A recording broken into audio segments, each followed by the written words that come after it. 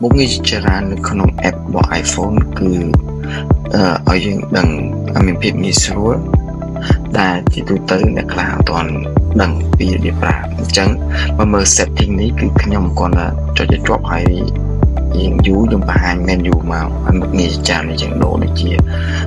mobile អញ្ចឹងទៅ Wi-Fi Bluetooth ហើយ battery អញ្ចឹងដែរបន្តមកទៀត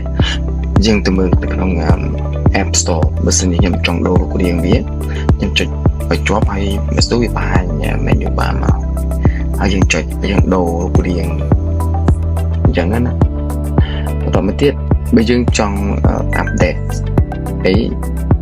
ក៏បានដែរយើងគ្រាន់តែចុច hold វាឲ្យជាប់មកហើយយើង menu វាចេញមកហើយយើងចុចលើអក្សរ update តែម្ដងយើងបាច់ចូលទៅក្នុង app ទេគឺវា automatic វាចូលទៅក្នុង app ឲ្យយើង update តែម្ដងគឺលឿន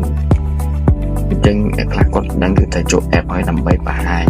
ហូបពី update តែម្ទៀតទាំងវាយូរដូចក្នុងនៅក្នុង calendar ក៏យ៉ាងដែរគឺយើងអាចដូររូបរាងវាធំចឹងទៅយើង hold វាចេញមក menu ចឹងធំមកអញ្ចឹងណាបាទអញ្ចឹងមានតែប៉ុណ្្នឹងទេបាទសូមអរគុណ